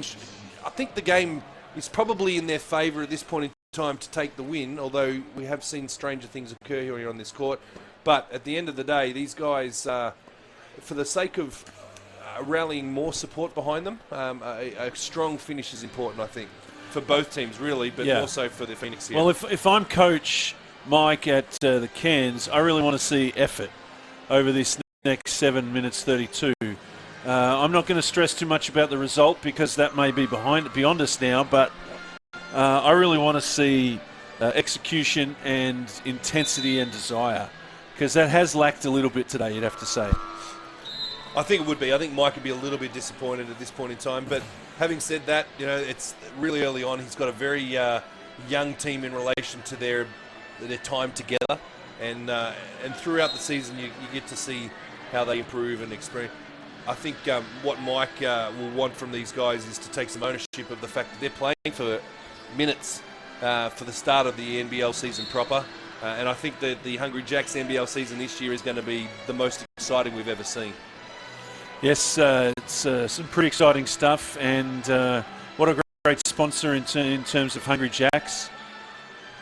Still one of the best named fast food businesses in the world, you'd have to say. Oh, I think so. Ben Madgen, nice turnaround. Great creation of space by Madgen. Nico, here's that break. Oliver, perfect on the break. He goes to 17 points to lead all scorers at this part in the game. 7 minutes remaining, and we are now a 13-point game. Kilsyth down to Armstrong. Armstrong steps out of court. Another turnover. And Ursic is coming back in. And Robertson for Armstrong and Adnam. I think if Coach Mitchell was at all concerned, he'd probably put Ty back in the game, but Ty remains on the bench. I think Coach should be happy with Armstrong's performance today. Some pretty good, exciting things that he's done. Great defense on Duffelmeyer to force him into such a tough shot. I think Duffelmeyer was a bit optimistic about taking on those players in that. I think he's... Mike Kelly's picked himself up a technical foul because of the lack of a call on that Duffelmeyer drive. But I think Mike... He's not far away from getting a second one here. Yeah, Mike should probably have a look at Tad and say, Tad, come on, mate. Look who you're taking on, and look at where the backup defense was coming from as well. Put himself in a position where it was an unwinnable drive, really, at the end of the day. Really was. He ran himself out of options there. But in defence of that effort, he really didn't get much spread from the players to help him with an outlet pass. Yeah. Well, there's a lot of discussion going on right now for the referees in relation to that technical foul called on Mike Kelly. It'll be interesting to see what they're concerning themselves with at this point in time, but there's a lot of discussion going on before Robertson will have his technical foul shots that he'll take. They've clipped his wings a little bit, and Kelly's pulled his head in, but I don't think referees tend to like you pointing aggressively at them. No. So he's pretty lucky he didn't pick up an ejection there. I think it's important for them, the referees, also to understand that this is a pre-season game, and that there's probably no reason to chuck a coach out. I saw that in when I'm trying to think of which university. Mike Dunlap coaches that. Yeah, LMU. LMU came out here last year, and one of the referees ejected Mike Dunlap. I'm like, there's no need for that type of situation to occur, but look, it's been... it can be trying and it can be frustrating for coaches no matter what happens. Oh, my goodness. Oliver with a massive highlight, picking up his, oh, my Lord, his 19th point as he leans right over the top of the entire South East Melbourne Phoenix team and cuts this lead to 12 points. Yeah, beautiful setup in their offensive set there by the Taipans. And Kilsyth picks up a turnover for setting a moving screen on Ben Madgen's player. That's about the third time that the Taipans have been able to clear out that left side of the key for Oliver to go at it. Pretty exciting stuff. It's the 13th turnover for the Phoenix. It's been pretty even across the board with both teams racking up their turnovers. They've done it again. Oh, Oliver has just come and said, you know what? Maybe you get on my back because I'm breaking this lead from 22 points to 10. And this game is not done. We mentioned it before that stranger things have occurred on this particular court. And, you never know what could happen. But, don't expect Simon Mitchell to leave Ty Wesley on the bench for much longer. But so is that our read on if Coach Mitchell's feeling under pressure that Ty's back on the court? Oh, Benny Ursic with a back-breaking three.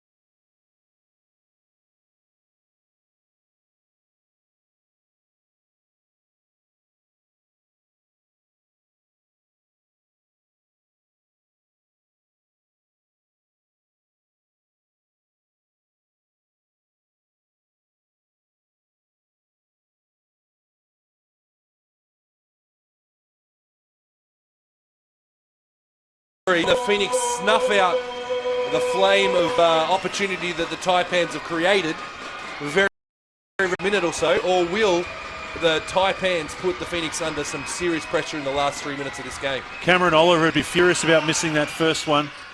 All right, let's get the music going. Let's go, Phoenix. So we have a really, really interesting game on our hands. Oh, Benny could have taken that. Benny Ursic still out there in the crux of the game. Robertson misses the three. Rebound from Noy.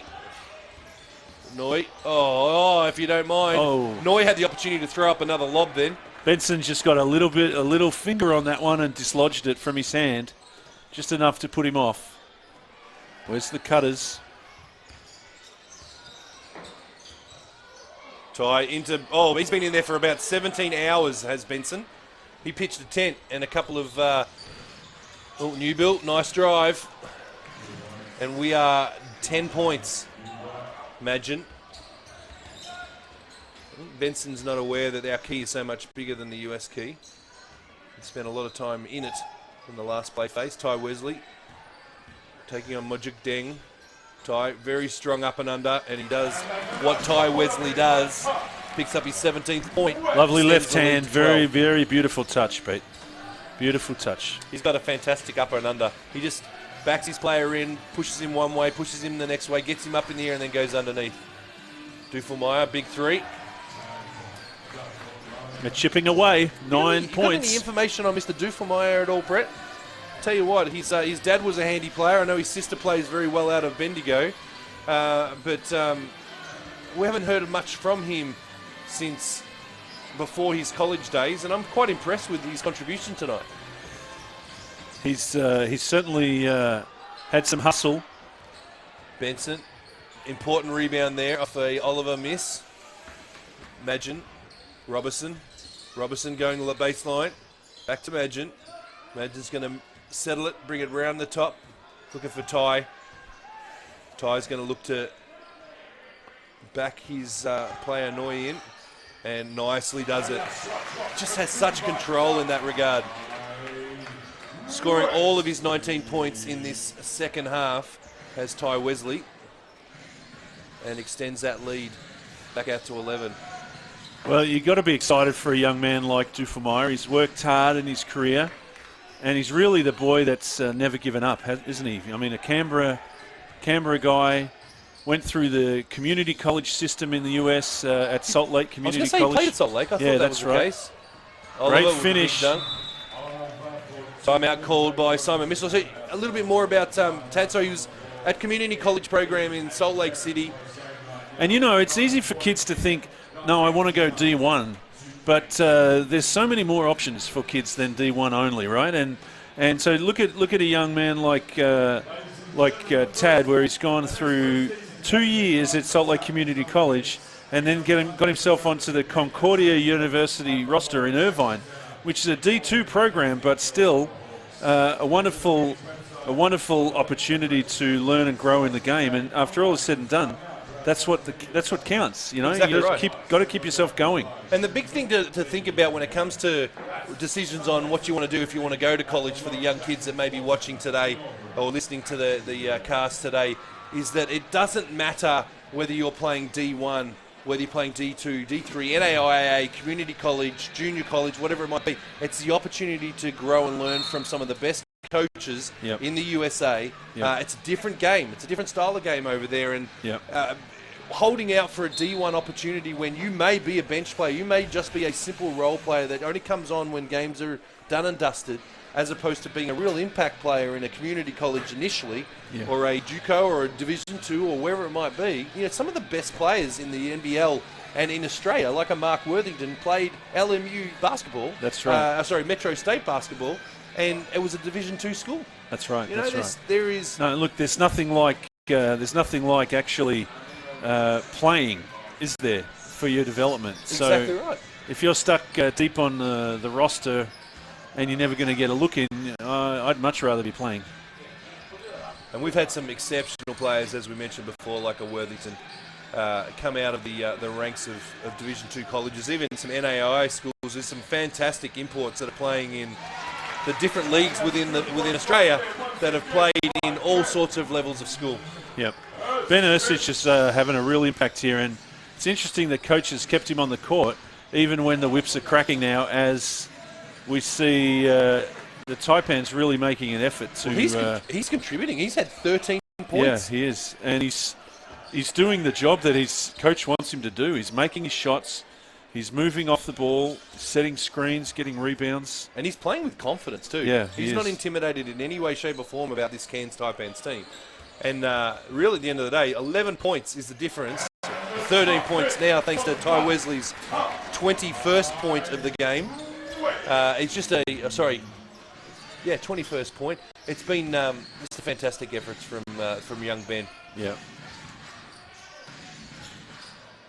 And I think of all those who are probably most frustrated today, I think Majuk Deng would be probably a little bit annoyed. He would have come into this game with booming confidence off the back of 20 points last time, and he's only been able to contribute at this point in time 10 points for this particular game. Well, and unfortunately he hasn't had a dominant impact, has he? To the extent of, say, Cameron Oliver, who's just been spectacular. He certainly has. He's going to bring people into the stadiums, Oliver, and the Taipans fans are going to love him. Yeah, how fantastic is he to watch? That play down baseline before was just exceptional. And he had 17 points in their overtime win against the Phoenix the other night. Ben Ercich with another fantastic rebound.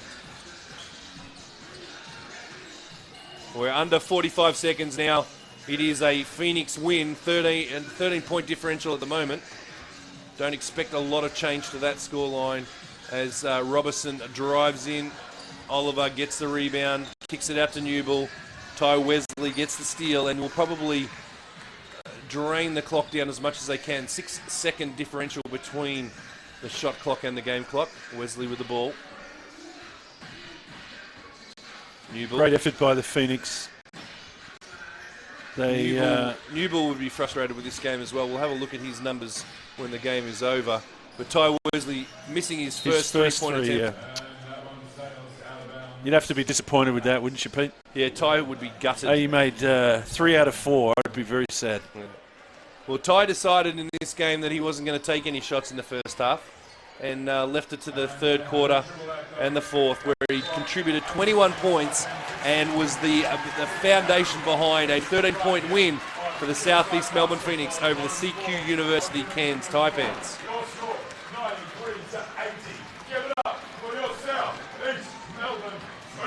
Well, what a game we had here, Brett. The Phoenix certainly stepped up, did everything they needed to do to provide evidence to these local faithful out here in the eastern suburbs that this is a team to get behind. Well, I'd buy a ticket off the basis of this performance today, Pete. We're going to see something pretty special from the Phoenix this season. There's no doubt that their roster has bought into what they're trying to do here and are not just turning up for a paycheck. Really clear evidence to me of a very concerted and unified team. Well, as we look at the statistics to end off this particular game, some really interesting things to point out. The last game we saw a big differential in the fast break points. We've seen it again tonight, 16-6. So Phoenix have to have a look at that as to how they defend that the fast break game. But their second chance points, they crash the boards. We'll have a look at the offensive board differential in a moment. But at this point in time, 17-2 on second chance points. They just made the most of their opportunities in that situation. Strong contributions from the bench, Brett. 35-24 in favour of the Phoenix. No doubt helped by Ben Ercich and his fantastic performance coming off the bench. 100% it did. And points from turnovers in favour of Cairns Taipans, which I thought was a little bit surprising. But if we look at the field goal percentages, especially from Southeast Phoenix's perspective, their numbers, that if you can continue throughout the season, you're going to win more games than you lose. Absolutely. I mean, essentially, we've got them making 6 more three-point shots than their opponents. So the Phoenix making 6 more shots than their opponents, which, you know, there's the margin, virtually right there. Yep, 12 points is it's going to do it, and they shot at a 42%. Shooting from the field at 50%. Anytime you're in 50 and above figures, your coach is always happy. And only missing 2 free throws. Fantastic effort, 13 of 15. Likewise for Cairns at 18 of 20. What a stunning effort, though, to say 17 second chance points to the Phoenix. That's just a remarkable and that's something the coach will be absolutely stoked about. Is to see that effort. One of the big concerns for Mike Kelly tonight would be the rebounding differential, 43-31, to go down by 12 rebounds, and we'll break that down in a moment. But the other component on that, the points in the paint, both teams really, really strong. Out of their 93 and 80 points respectively, almost half, so 38 points of that has come in the paint. So we know that that both teams are going to be strong in that situation. But as we check the offensive rebounding statistics for the Southeast Melbourne Phoenix, they had 12 offensive boards of their 43, and that's where their second chance points are coming from, whereas Cairns weren't able to lock those down, only having the 4 offensive rebounds. So obviously Phoenix were really focusing on doing that. Cairns sort of seemed to lack on the inside, other than Oliver, a great deal of muscle in the tall department. They've got a few boys there that are quite light. Krislovich would be the other strongest guy, along with Oliver, and I thought he actually had a pretty good game, but didn't really make the consistent contribution that I think they probably needed. I think it's probably important to know too that they're missing the Nature Y. He'll make a massive difference there with the defensive rebounds to eliminate some of those offensive boards. But all credit to Southeast Melbourne Phoenix here tonight. Yeah, absolutely. Coming home with fantastic win, 93-80. It's been a pleasure sharing the box with you again here, Brett. As always, Pete. Look forward to the next opportunity we have to call a game together. But that's it from us now. We hope you've enjoyed this live stream, and we look forward to seeing you in the future. Thank you, Pete.